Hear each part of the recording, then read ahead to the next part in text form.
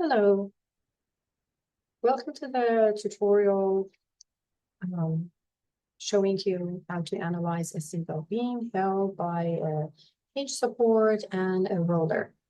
What we're going to do in this tutorial, we're actually going to analyze one of those simple beams that we used to um, solve them by doing the math in structures class. So for a simple beam that is held by a hinge and a roller, we learned that we can solve the problem, solve the beam by finding the reactions. So basically, we would like to find the vertical reaction at the roller and the horizontal and vertical reactions at a hinge support. In this example, we're actually going to consider a simple beam with a point load acting in the middle of it, and also a uniformly distributed load acting all the way from the midpoint to the support position. And we want to know what will be the total reaction at the supports. Okay, so that is the sketch of what we're actually going to work on it. Now, let's get started with the geometry. Just remove this.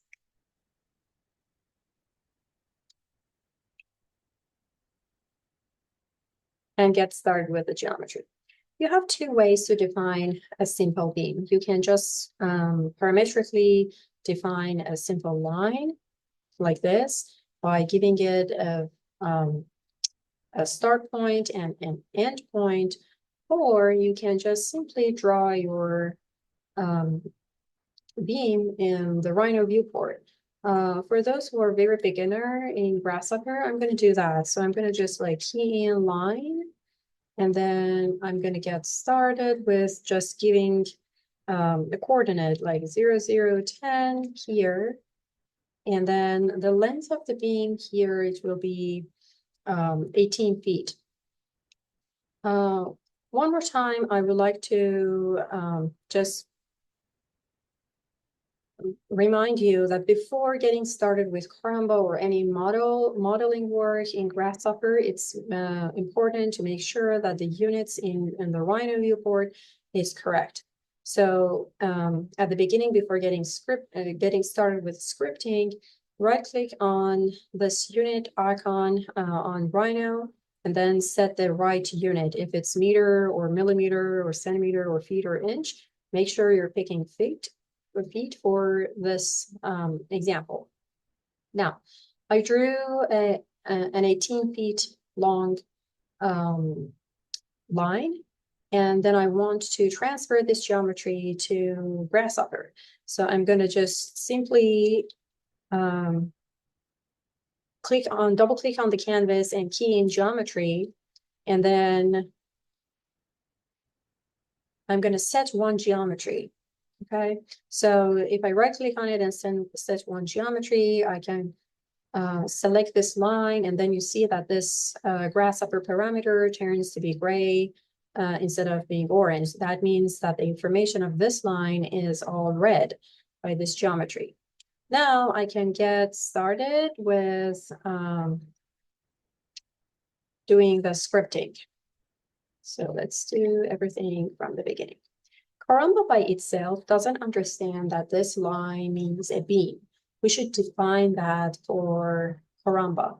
So under the model category of components, we will see that there is a component called create linear element. So I'm going to drop it onto the canvas and then connect this geometry to the line.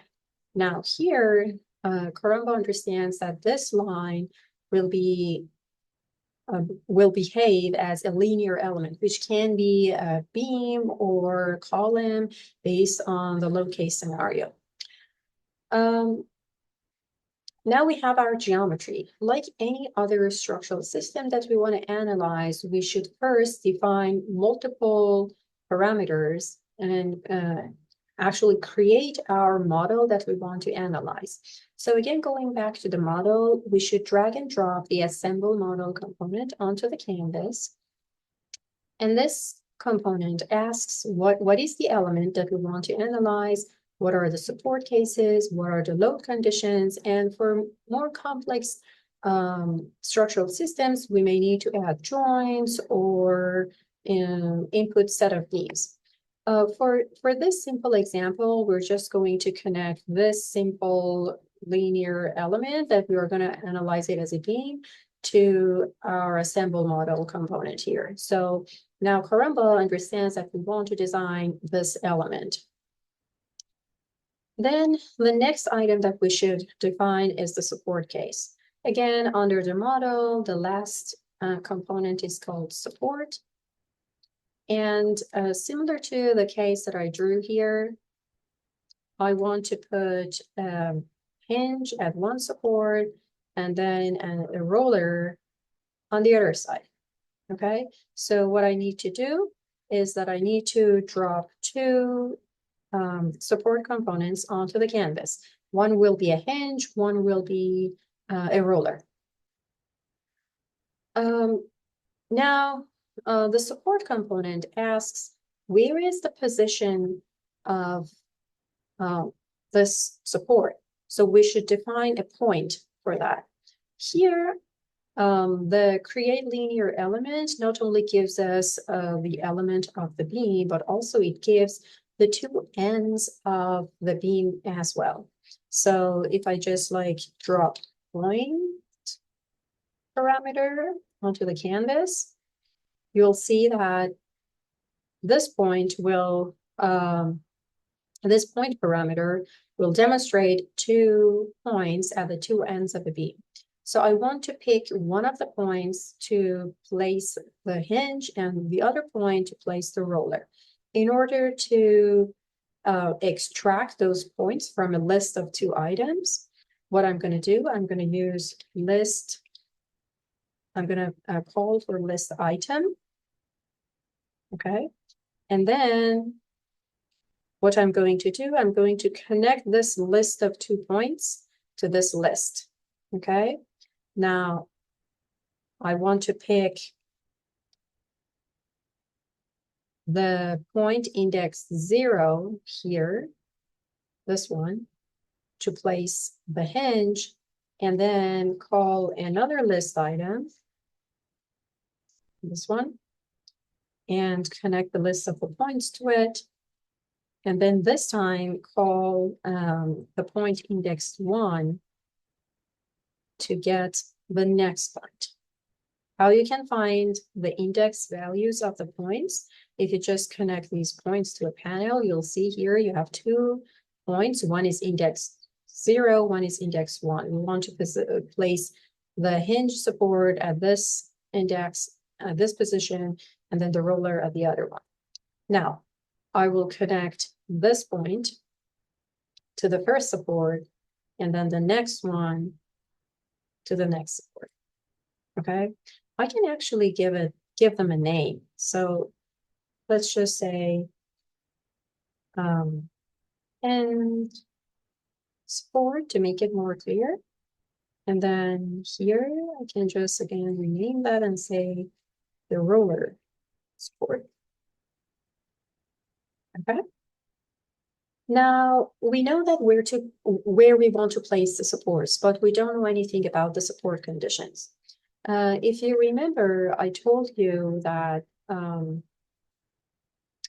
when you have a hinge, you expect to restrict any movement along the Y direction and along the horizontal direction. But rotation is allowed. So this beam can rotate clockwise or counterclockwise because this is a pin support. Now look at this beam and the support in 3 dimensions. So here, let me just turn off this annotation. Okay, here we know that movement along Y direction and along X direction, and of course along the Z direction should be restricted. So these, when you take a look at these conditions, T represent translational movement. So all sorts of translational movements along X, Y, Z should be restricted. A hinge support also restrict rotation about other axes except the y-axis. So here is actually the y-axis. This is y.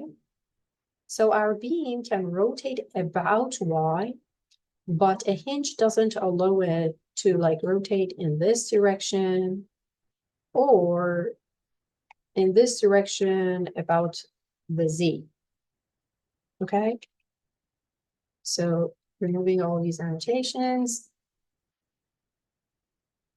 What I'm going to do, I'm going to restrict the rotational movement about axis X and about axis Z, but allow rotation about Y axis. So now this is a true hinge support for this beam. For the next one, we have a roller. Now you remember I told you that in a roller, we expect to restrict any movement along the Y direction. Also in 3 dimensions, all sorts of movements along Z should be restricted, but a roller allows movement along X. Okay, so now I should just restrict translational movement along Y, along Z, but not X.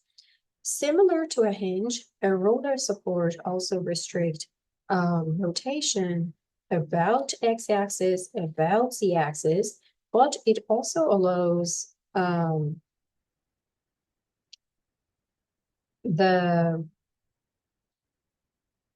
rotational movement along y, okay? So it allows this beam rotate about y, okay? Now, so I'm going to restrict rotation about x, about z, and now y. So this is now a true roller support.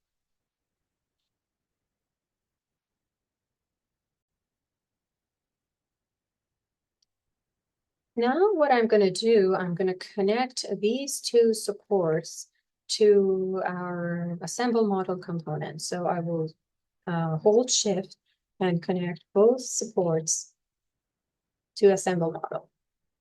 Okay. The next, and also I'm going to group these 2, and these are supports. Now, the next item that we should define for this component is the load case. So under the load category, we have multiple load components. The first one that is like loads Karamba, it gives you a list of gravity loads, point loads, mesh loads. This load case is helpful when you wanna you wanna define a cross section for the beam, and then you want to use that mass and like apply it as a gravity. Also, you can define like a different magnitude for that gravity load, but let's just disregard this one. We're not going to use it here, maybe later. What we need to use is to drop this beam load onto the canvas, okay? So if you remember, I told you we would like to consider a beam held by a hinge and a roller and a point load just right in the middle, and also a distributed load all the way from the midpoint of the beam to all the way to the roller. So again, we're going to have 2 load cases. So I'm going to copy this load component twice. The first one will be a concentrated load, and then the second one will be a block load. Block load actually represent a distributed load. Now, the first input parameter that the beam load asks is, what is the element that you want to apply this load? So I'm just going to connect this element from the create linear element to both of these load components. Okay. Now, Karamba knows that any sort of load that I'm defining here should be applied to this beam. The next one is the load case name. We should give it a name. Drop a panel, and I just say F1. Oh, F1 is the first load case. And then it asks for the force vector. You remember that at the beginning of our class, I explained for you that we represent loads through forces and analyze them by forces, and then we represent forces by vectors. And what was the vector? Vector was an arrow with a magnitude, how big it is, and then it has a direction and a point of application. So we're going to define all of these for grasshopper. Now, we want to apply a vertical load. So the vector that I need to define should be parallel to the z direction. So what I'm going to do, I'm going to drop unit z. Unit z is actually a unit vector along the z direction. So this is the unit vector. But the intensity of that unit, that vector, that magnitude of the vector is just 1 unit. So I should give it like the amount that I want. Let's just give it an amount of 10 kilopounds, okay? Here you see, if you hover over force vector, it says the input force vector in kips, which is kilopounds. So you can either, instead of using panel, drop a slider and then give it a value, okay? These three input parameters actually define our load. We don't have anything to do with moment vector right now. And then T position is actually the point of application of this vector. So we know that what is the direction of the force, we know what is the magnitude, but where along this length we're going to apply that force. So T position is a number between 0 and 1, okay? That means that Karamba gets this length, the length of this beam that we connected, and scale it to 0 to 1, and then any point in between will represent the position of the vector that we're going to apply along the length of the beam. So if we want to apply it through the midpoint of the beam, oh, sorry, I should key in the right slider. So I can just choose 0.5 and then connect it to the T position. And by default, that value was 0.5. But if you just want to like get another point of application, you can just define it separately. So this is all about our point load. Now, what about the uniformly distributed load? Again, for a uniformly distributed load, we define the beam. Now we're going to define the name for that. So I'm going to call it F2. This is the second load case. And then here it asks for the force vector. Now, what you need to define here for Karamba, or in the case of a uniformly distributed load, is that you should define the magnitude of these little arrows that you're going to distribute over this length. Sorry, I'm drawing and sketching terribly by a mouse on this canvas, okay? So we're going to define the magnitude of this little vector. Again, I will call for a z unit. That is a direction. And then I'm going to give it a value of, again, 10 kilopounds per linear foot, okay? So 10 kilopounds. Again, we don't have anything to do with the moment. T0 and T1 represent the beginning and the end point of this distributed load along, along the length of the beam. So if this is the beam, then we should say it starts from the midpoint all the way to the end of the beam. Okay. So what I'm going to do, I'm going to drop a panel, say, okay, this is 0.5, the beginning, and the next point is 1. Okay, so this is the second load case. Now what I'm going to do, I'm going to connect these load cases to our assemble model. I should hold shift.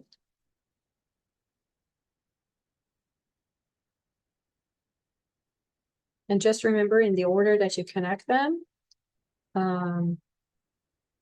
they will be listed.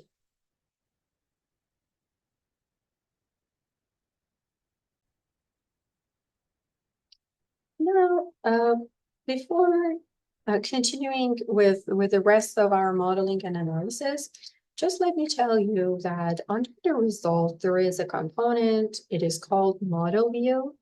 And this model view lets you actually visualize what you are creating. Okay. Here, when I drag and drop the model view, I'll see that there is a single upward point load acting in the middle. So that lets me like check with the direction of the force vectors, the position, and everything. First of all, let me just fix this one. Here, I wanted to define a downward load. So I should drag and drop a slider, which starts from -10 to 10. And now here, I want to pick a negative value. So then this point load is downward. Okay. If I wanted to edit my panel value, then I should just say -10. Okay. So I check this one. Now, I don't see the distributed load here. Under the result selection, you'll see that there is a drop-down list and shows the two different load cases, the result of the two different load cases. This actually represent the first load case, and this actually represent the second load case. Again, I should edit this one because I want to make sure that the load is downward. So let's just say this is a -10. It's a good habit to drop model view at every single step to make sure that the position of loads and the magnitude, direction, and all the things are correct. Now, here you see that we just have everything, like the analysis and everything for two separate load cases. And what Karamba does is that it will just continue to analyze this beam based on two separate load cases. So if we want to get the reaction for the total of these two force vectors, force cases, we should define a load combination. Under the load, there are two components. One is load case combination setting, and then the other one is a load case combinator. Drag and drop both here. Okay. And let's just get that. Okay. Here, under load case combinator, you should define a rule. So what is the rule for combining these load cases? So what I'm going to do, I'm going to drop a panel and just say this load combination that I want to create, I will call it FT, F total, equals F1 plus F2. Okay, so that is the rule. And since I defined a new load case, which is created by a combination of two, I should actually define that for Karamba as well. So what I'm going to do, I'm going to say we have an FT. Okay. So this is a load case. Now, in addition to these load cases, what I'm going to do, I'm going to connect these load case combinations to my symbol model component. Okay. Again, here you don't see anything is added. And that's because you have 4 items connected to load. And what you should do, you should flatten this list of input parameters. And then you can see F1, F2, and the combination of FT, which is F1 plus F2. Okay. Now, if I just choose FT, then I'll see a combination of everything is created here. Okay. So let's just clean up here. And then I'm going to group them and call them load cases. And we're ready to get started with the analysis. So I'm going to disconnect this model from model view. And the next step is actually to analyze the model. So go to the algorithm and choose analysis. Analyze. Okay. And then I'm going to connect model to model, and ta-da, that's where the magic happens. Here you get the maximum displacement of your beam for the first load case, the second load case, and for the total. And what else you get? You get the resulting forces. What else you get? You can actually visualize the result of your analysis. So I'm going to connect the analyze model this time to the model input. Ooh, something happened here. And you see an exaggerated demonstration of the displacement. You can just simply go to the display scale, and this like very huge curvature that I can hardly see the end of it is an exaggerated version of the deformation. So I can just reduce the scale of this display, and that scale doesn't have anything to do with the actual displacement and deformation values. It's just like a graphical scale. So I will reduce it. And then here also, I see that the load is checked, so I can see the load cases, but I can't see the reactions. So I can also choose the reactions. Again, you'll see that they are like represented so huge. So what I'm going to do is I'm going to reduce the scale of the load reactions as well.